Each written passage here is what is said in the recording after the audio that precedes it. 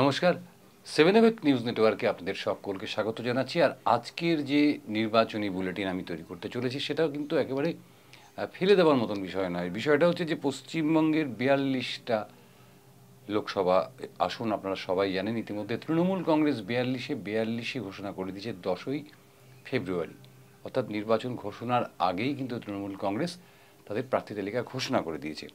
সিপিএমও বেশখানি ঘোষণা করেছে। ওদের একটা আসন সমঝোতার বিষয় রয়েছে। কংগ্রেস আছে, আইএসএফ আছে, বামফ্রন্ট, মানে বামফ্রন্টগতভাবে ওদের সঙ্গে আইএসএফের কিছু কথাবার্তা চলছে।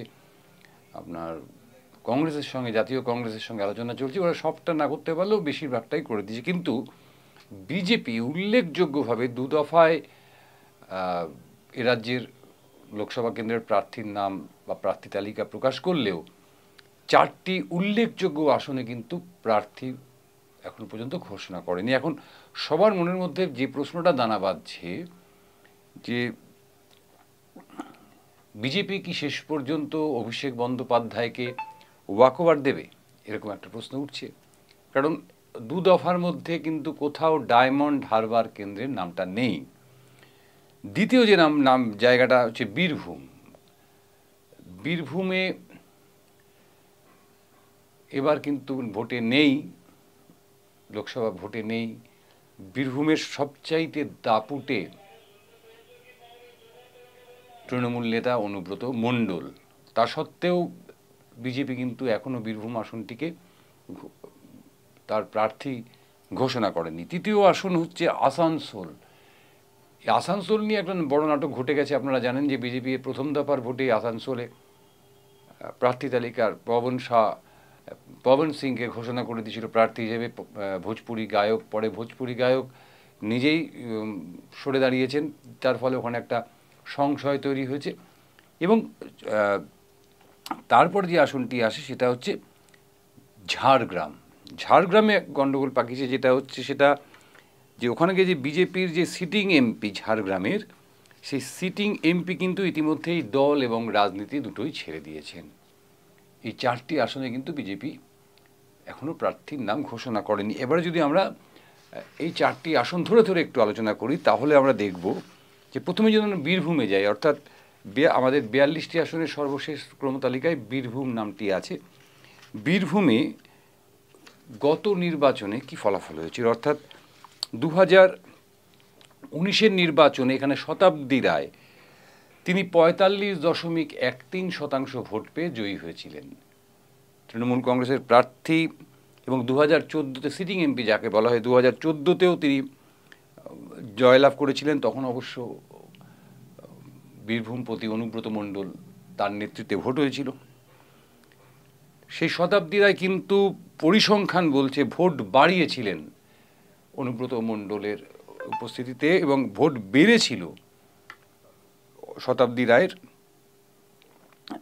এরপরে যখন 19 সালে ভোট হলো তখন কিন্তু শতাব্দী রায়ের ভোট খানিক কমলো। সেখানে শতাব্দী রায়ের ভোট কমে গেল 7.32%। এবং বিজেপির হয়ে লড়াই করলেন দূত কুমার মণ্ডল।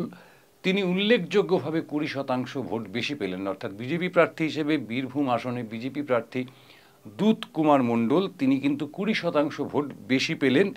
এবং যথারীতি সিপিআইএমের রক্তক্ষরণ অব্যাহত রইল এই বীরভূম আসনেও, এবং সেখানে 24.14% ভোট কিন্তু সিপিআইএম প্রার্থী কম পেল।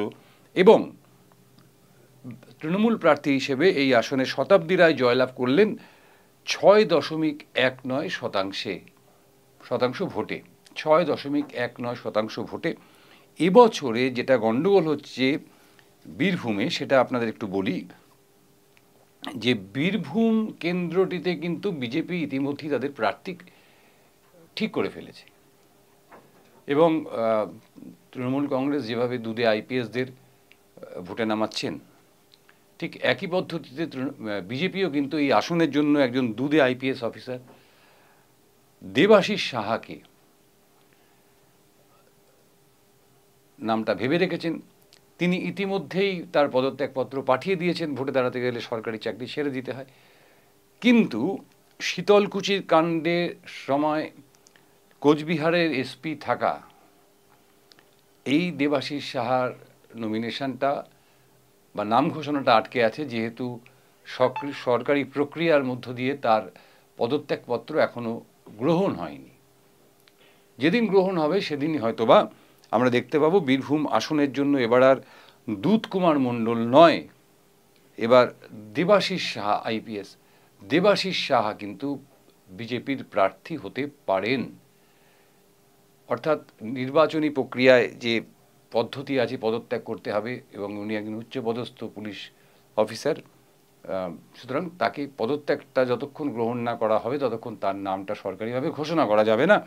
সেই কারণেই হয়তো বীরভূম আসনটি এখনো পর্যন্ত ফাঁকা পড়ে রয়েছে। যদিও বীরভূমের যদি আপনার যে 7টি বিধানসভা রয়েছে সেই 7টি বিধানসভার হিসেব করি তাহলে একমাত্র দুবরাজপুর আসনটি কিন্তু বিজেপি জয়লাভ করতে পেরেছিল। বাকি 6টি সিউড়ি, সাঁইথিয়া, রামপুরহাট, হাসান, নলহাটি এবং মুরারাই, এই সবকটি আসনেই কিন্তু অর্থাৎ 6টি আসনে জয়লাভ করেছিল তৃণমূল কংগ্রেস এবং মাত্র একটি আসনে বীরভূমের লোকসভা কেন্দ্রের একটি আসনে জয়লাভ করেছিল বিজেপি। সুতরাং এখানে কিন্তু এখন আমাদের অপেক্ষা করতে হবে কবে বিজেপির যে চিন্তার মধ্যে যে প্রার্থীর নাম রয়েছে সেই প্রার্থীর অর্থাৎ দেবাশিস সাহা তার পদত্যাগপত্র গ্রহণ করা হয় এবং তিনি প্রার্থী হন। এবারে যদি আমরা চলে আসি ঝাড়গ্রামেও কিন্তু একটা গণ্ডগোল পেকে রয়েছে। সেটা হচ্ছে এই যেটা আপনাদেরকে আমি একটু আগেই বলছিলাম ঝাড়গ্রাম নিয়ে, যে ঝাড়গ্রামে 2019 সালে 0.84% ভোট অতিরিক্ত পেয়ে 11,767 ভোটে জয়ী হয়েছিলেন বিজেপি প্রার্থী কুনার হেমব্রম। কিন্তু তিনি নির্বাচনের আগেই দল এবং রাজনীতি দুটোর থেকেই অবসর নিয়েছেন। সুতরাং কুনার হেমব্রমকে এবার আর প্রার্থী করার কোনো প্রশ্নই আসছে না বিজেপির পক্ষে। এই আসনে কিন্তু বিজেপির ভোট বেড়েছিল 34%। উল্লেখযোগ্যভাবে তৃণমূল কংগ্রেসের ভোট কমে গেছিল 10.88% এবং সিপিআইএমের রক্তক্ষরণ যথারীতি এখানেও অব্যাহত ছিল। 21.12% এখানে সিপিআইএমের ভোট কমে গেছিল এই ঝাড়গ্রাম আসনে। এবং এখানে জাতীয় কংগ্রেস ছিল, গত বছর কোনো আসন সমঝোতা হয়নি, জাতীয় কংগ্রেস ভোট পেয়েছিল এখানে 1.48%। এই ঝাড়গ্রাম আসনেও কিন্তু এই সরকারি প্যাঁচেই বলতে পারি যে বিজেপির প্রার্থীর নাম ঘোষণাটা এখনো হচ্ছে না বা যে কোনো মুহূর্তে হতে পারে। কারণ এখানে ডক্টর প্রণত টুডু এবার সম্ভাব্য বিজেপি প্রার্থী। তিনি ঝাড়গ্রাম মেডিকেল কলেজে এই মুহূর্তে একটি উচ্চ পদে কর্মরত। ডক্টর প্রণত টুডু ঝাড়গ্রাম আসনে সম্ভাব্য বিজেপি প্রার্থী। তিনিও তার পদত্যাগপত্র পাঠিয়েছেন, সরকারি যেহেতু অফিসার একজন, কিন্তু তার পদত্যাগপত্র এখনো পর্যন্ত গ্রহণ হয়নি। যে কারণে ডক্টর প্রণত টুডু নাম বিজেপি প্রার্থী হিসেবে উঠে এলেও তার নাম সরকারিভাবে ঘোষণা হয়নি। তবে আমাদের কাছে যতদূর খবর যে এই সমস্ত প্রক্রিয়া সামলে উঠে কিন্তু ডক্টর প্রণত টুডুই হতে চলেছেন ঝাড়গ্রামের বিজেপি প্রার্থী। যদিও ঝাড়গ্রামের যদি বিধানসভা আসনগুলোকে আমরা হিসেব করে দেখি 2021 সালে, তাহলে দেখব যে নয়াগ্রাম, গোপীবল্লভপুর, ঝাড়গ্রাম, গড়বেতা, শালবনী, বিনপুর এবং বান্দোয়ান সবকটি আসনই কিন্তু জয়লাভ করেছিল তৃণমূল কংগ্রেস। অর্থাৎ ঝাড়গ্রামে কিন্তু পিছিয়ে থেকে লড়াইটা শুরু করতে হবে বিজেপিকে এবং হয়তো বিজেপির প্রার্থী হতে চলেছেন ডাক্তার প্রণত টুডু। এরপরে আমরা চলে আসবো আসানসোল। এখানেও একটা মজা ঘটনা ঘটে গেছে ইতিমধ্যেই। সেটা হচ্ছে যে একমাত্র আসন যেখানে বিজেপি প্রথম দফাতেই তাদের প্রার্থীর নাম ঘোষণা করেছিল পবন সিং, ভোজপুরি গায়ক, কিন্তু তিনি সরে দাঁড়ান, বিভিন্ন বিতর্ক সৃষ্টি হয়, তিনি সরে দাঁড়ানোর পর বিজেপি এখানে অনেকগুলো নাম হাওয়ায় ভাসিয়ে দেয়। সেই নামগুলো এদিক ওদিক ঘোরাফেরা করছে। একজন ভোজপুরি নায়িকা, তার নামও আমাদের সামনে চলে আসছে। এই সমস্ত নাম আসলেও যে নামটি সবচেয়ে বেশি আলোচনায় আসছে সেটি হচ্ছে জিতেন্দ্র তিওয়ারি। জিতেন্দ্র তিওয়ারি হচ্ছেন তৃণমূল কংগ্রেসের সময় উনি আসানসোলের মেয়র হয়েছিলেন এবং এখানে গত নির্বাচনে এস আলুভালিয়া জয়লাভ করেছিলেন। যদিও যদি জয়লাভের অঙ্কটা শোনেন সেটা অত্যন্ত যে বড় কিছু সেরকম নয়। ঝাড়গ্রাম করবেন আসানসোল আসনে দুবার নির্বাচন হয়েছে। প্রথম আমাকে যদি হিসাব দিতে বলেন তাহলে আমাকে দিতে হবে 2019 নির্বাচনের হিসেবটা বলছে যে এখান থেকে বিজেপি প্রার্থী হিসেবে বাবুল সুপ্রিয় জয়লাভ করেছিলেন। 14% ভোট তিনি অতিরিক্ত পেয়েছিলেন এবং মুনমুন সেন ভীষণ দুঃখ পেয়েছিলেন ভোটে হেরে গিয়ে। তিনি বিজেপি প্রার্থীর কাছে পরাজিত হয়েছিলেন। শতাংশের হিসেবে বিজেপি প্রার্থী এখানে 15.97% ভোটে বাবুল সুপ্রিয় বিজেপির প্রার্থী হিসেবে এই আসন থেকে জয়লাভ করেছিলেন। তারপরে তো গঙ্গা দিয়ে অনেক জল গড়িয়েছে। এখন বাবুল সুপ্রিয় তৃণমূল কংগ্রেসের একজন এমএলএ, বিধায়ক এবং রাজ্যের একজন মন্ত্রী, যার ফলে 1922 সালে 21 বিধানসভা নির্বাচনের পর আসানসোলে আবার পুনর্নির্বাচন হয়। এই উপনির্বাচনে তৃণমূল কংগ্রেস উড়িয়ে নিয়ে আসে হিন্দি ফিল্মি জগতের একজন মহারথীকে। তিনি শত্রুঘ্ন সিনহা, পড়শি রাজ্যের বাসিন্দা, এবং বিজেপি প্রার্থী করেন একজন জগৎবিখ্যাত ফ্যাশন ডিজাইনার অগ্নিমিত্রা পলকে। সেই লড়াইয়ে কিন্তু দেখা যাচ্ছে যে তৃণমূল কংগ্রেস 21.43% ভোট পেয়ে, অতিরিক্ত ভোট পেয়ে 56.62% ভোটে জয়লাভ করেন। যদি আপনি শতাংশের হিসেবে এবং ভোট পার্থক্যর হিসেবে এই আসনটিকে বিচার করেন তাহলে দেখব যে 2022 লোকসভা নির্বাচনে এখানে কিন্তু বিজেপির ভোট কমে যায় 20.7% এবং তৃণমূল কংগ্রেস প্রার্থী হিসেবে শত্রুঘ্ন সিনহা এবারও যিনি লড়াই করছেন তিনি জয়লাভ করেন 3,03,209 ভোটে, অর্থাৎ 26.16% ভোটে। সুতরাং এই আসনটি আসানসোল, যদিও হিন্দিভাষী বহু ভোটার এই অঞ্চলে বসবাস করেন, তা সত্ত্বেও কিন্তু এটা বিজেপির পক্ষে খুব একটা যে নিরাপদ আসন এমনটা ভাবা সম্ভব নয়। কারণ এখানে ভাষাভিত্তিক যে বিভাজনের চেষ্টা করা হচ্ছে বা ধর্মভিত্তিক যে বিভাজনের সৃষ্টি করার চেষ্টা করা হচ্ছে সেটা কতটা কাজ দেবে এই পশ্চিমবঙ্গে, সেটা নিয়ে কিন্তু আমাদের অনেক প্রশ্ন আছে বা বাংলাভাষীর অনেক প্রশ্ন আছে।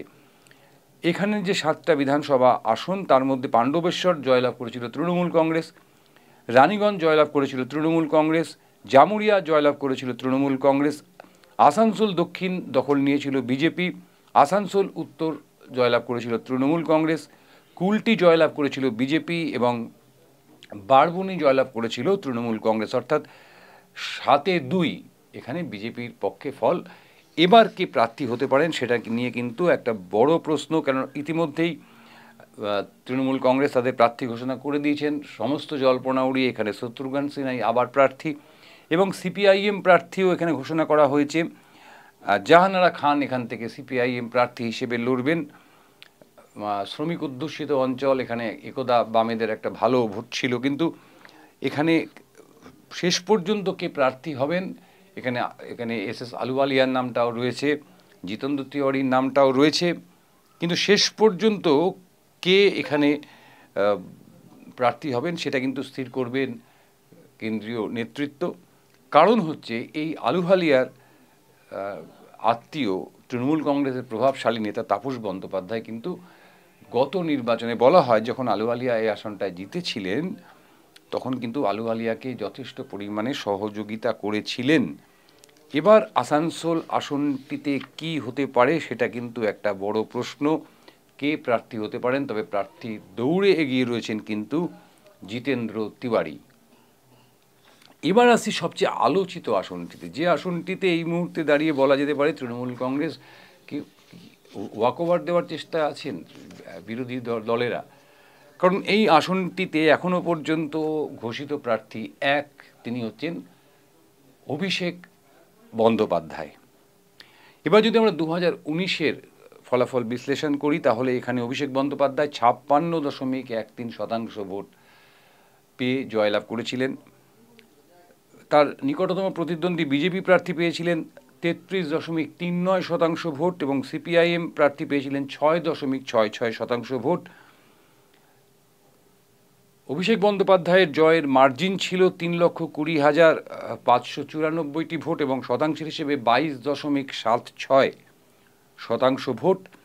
এখানে তৃণমূল কংগ্রেসের পক্ষে যোগ হয়েছিল 15.82% ভোট, বিজেপির পক্ষে যোগ হয়েছিল 17.46% ভোট এবং ফুয়াদ হালিম এখানকার প্রার্থী হওয়া সত্ত্বেও সিপিএমের রক্তক্ষরণ এখানে বন্ধ করা যায়নি, তাদের মাইনাস হয়েছিল 28.28% ভোট এবং জাতীয় কংগ্রেস প্রার্থীরও এখানে কিন্তু ভোট কমে গেছিল 3.6%। সুতরাং এই কঠিন আসনটিতে এখন চলছে একটা অদ্ভুত সমীকরণের খেলা।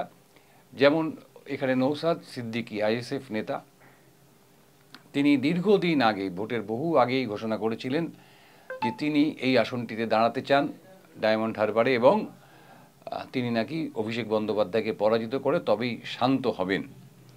কিন্তু আইএসএফ ইতিমধ্যে 8টি নাম ঘোষণা করেছে, তার মধ্যে নওশাদের নাম নেই। নওশাদ যদি এখনও বলছেন যে আমি এখানে দাঁড়াতে চাই, যদি দল আমাকে অনুমতি দেয় তবে আমি এখানে অবশ্যই দাঁড়াবো, কিন্তু সেরকম খবর আমি এই এপিসোড যতক্ষণ রেকর্ড করছি ততক্ষণ আমাদের কাছে এসে পৌঁছয়নি।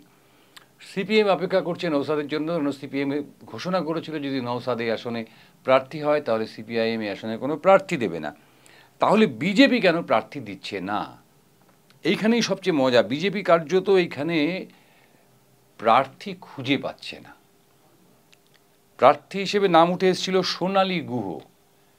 এই সোনালী গুহ মমতা ব্যানার্জির একদা ছায়া সঙ্গী, যিনি দাবি করেন যে অভিষেক বন্দ্যোপাধ্যায়কে কোলেপিঠে করে বড় করেছেন, সেই সোনালী গুহ। কিন্তু সোনালী গুহর নাম কেন্দ্রীয় কমিটির কাছে যাওয়ার সাথে সাথেই সেই নামটি বাতিল হয়ে গেছে। তাহলে পরে যে নামটি ভাবা হয়েছিল সেই নামটি ছিল শঙ্কুদেব পণ্ডা। এখন দেখা গেছে যে শঙ্কুদেব পণ্ডা 2019-এর নির্বাচনে এবং 2021-এর নির্বাচনে, অর্থাৎ 2019-এর লোকসভা নির্বাচন এবং 2021-এর বিধানসভা নির্বাচনে বিহাইন্ড দ্য স্ক্রিন অর্থাৎ অফিসিয়াল কাজকর্ম, যেটা একটা বিশাল একটা নির্বাচনের ক্ষেত্রে যে কোনো রাজনৈতিক দলের যে অফিসিয়াল কাজকর্ম থাকে তার পুরোপুরি দায়িত্বে ছিলেন এই রাজ্যে হচ্ছে শঙ্কুদেব পণ্ডা এবং তার যে ম্যানেজমেন্ট, সেই ম্যানেজমেন্ট কিন্তু অসাধারণ সফল হয়েছিল। বিজেপি এই পশ্চিমবঙ্গে অসাধারণ ফলাফল করেছিল। সুতরাং শঙ্কুদেব পণ্ডাকে ওই ব্যাক অফিস থেকে বিজেপি সরাতে চাইছে না, বিজেপির কেন্দ্রীয় নেতৃত্ব সরাতে চাইছে না। তার বদলে তাকে অনেক বড় একটা পদ দেওয়া হতে পারে, এই ধরনের কথাবার্তা চলছে। কারণ তিনি যদি প্রার্থী হয়ে যান একটি কেন্দ্রে, তাহলে বাদবাকি 42টি কেন্দ্রের যে ব্যাক অফিস ম্যানেজমেন্ট সেটা সাংঘাতিকভাবে ক্ষতিগ্রস্ত হতে পারে, এমনটাই আমাদের কাছে খবর রয়েছে। তাহলে সেখানে নামটা উঠে আসছে, সেটা হচ্ছে যে সদ্য জাতীয় কংগ্রেস ছেড়ে বিজেপিতে যোগ দেওয়া ব্যারাকপুরের কৌস্তব বাগচির নাম। কৌস্তব বাগচি সম্ভবত ডায়মন্ড হারবার থেকে প্রার্থী হতে পারেন, তবে তার নাম এখনও ফাইনাল কিছু হয়নি, আলোচনা চলছে। এখন জানি না এই আলোচনা কবে শেষ হবে, কারণ যদি ডায়মন্ড হারবার কেন্দ্রের বিধানসভার একে তো 3 লক্ষেরও বেশি ভোটে এখানে তৃণমূল কংগ্রেস 2019 সালেই হেরেছে। তারপরে যদি আমি 2021 সালের বিধানসভা দেখি তাহলে ডায়মন্ড হারবার কেন্দ্র তৃণমূল কংগ্রেস, ফলতা কেন্দ্র তৃণমূল কংগ্রেস, সাতগাছিয়া কেন্দ্র তৃণমূল কংগ্রেস, বিষ্ণুপুর কেন্দ্র তৃণমূল কংগ্রেস, মহেশতলা কেন্দ্র তৃণমূল কংগ্রেস, বজবজ কেন্দ্র তৃণমূল কংগ্রেস এবং মেটিয়াবুরুজ আসন সেটিও তৃণমূল কংগ্রেসের দখলেই আছে, অর্থাৎ 7-এ 7। সুতরাং ডায়মন্ড হারবার কেন্দ্র নিয়ে কিন্তু আমাদের যে ঔৎসুক্য, আমাদের যে কৌতূহল, সেটা কিন্তু এখনও পর্যন্ত কাটেনি।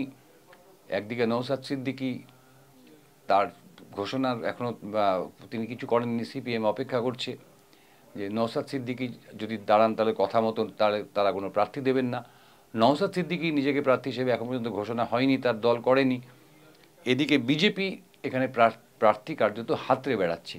কৌস্তব বাগচি হতে পারেন যে এই মুহূর্তে চুল টুল কেটে ফেলে টিকি রেখে একটা সাংঘাতিক একটা হাইপে আছেন, মানে মিডিয়া হাইপে রয়েছেন, তার বাড়িতে আবার চুরিও হয়ে গেল কদিন আগে, একটা মারাত্মক মিডিয়া হাইপে রয়েছেন, কিন্তু মিডিয়া হাইপ দিয়ে কিন্তু অভিষেক বন্দ্যোপাধ্যায়ের মতন প্রার্থীকে হারানোটা খুব মুশকিল। সেই ক্ষেত্রে শঙ্কুদেব পণ্ডা অনেক মানে এলিজেবল ছিলেন, সেই ক্ষেত্রে দাঁড়িয়ে কিন্তু শঙ্কুদেব পণ্ডা যেহেতু ব্যাক অফিস, বিজেপির কমপ্লিট ব্যাক অফিস নির্বাচনে সামলান, সেই কারণে কেন্দ্রীয় যে কমিটি বিজেপির, তারা কিন্তু এই শঙ্কুদেব পণ্ডার বদলে অন্য কাউকে বাঁচতে বলেছিলেন। সেই কাজটা এখন পর্যন্ত কৌস্তব বাগচিতে গিয়ে আটকে আছে, জানি না ভবিষ্যতে কী হবে। সোনালী গুহ হচ্ছেন না, এটা কার্যত কনফার্ম করে দিয়েছেন তৃণমূলের, এই মাফ করবেন বিজেপির সর্বোচ্চ নেতৃত্ব। তাহলে বাকি থাকছে কৌস্তব বাগচি এবং সোনালী গুহ। তবে আমরা বলতে পারি যে কৌস্তব বাগচি সম্ভবত ডায়মন্ড হারবার কেন্দ্র থেকে বিজেপির প্রার্থী হতে পারেন। এরপরেও অনেক প্রশ্ন থাকবে, আমাদের আলোচনাও চলতে থাকবে, তবে আজকে এই পর্যন্তই থাক। আবারও ফিরে আসবো অন্য আলোচনা নিয়ে, আরও অনেক গুরুতর আলোচনা রয়েছে। সমস্ত প্রার্থীর তালিকা প্রকাশ হলে পরে এক একটা করে ধরে ধরে আমরা আলোচনা করতে পারি, এবং সেটাও করব। আপনারা ততক্ষণ সঙ্গে থাকবেন, দেখতে থাকবেন 7 নিউজ নেটওয়ার্ক। আর আপনাদের যদি আমাদের অনুষ্ঠান, আমাদের খবর, আমাদের প্রতিবেদন ভালো থাকে, অবশ্যই আমাদের চ্যানেলটিকে সাবস্ক্রাইব করবেন, আমাদের পাশে থাকবেন। আজ এ পর্যন্তই, সবাই খুব ভালো থাকবেন। জয় হিন্দ।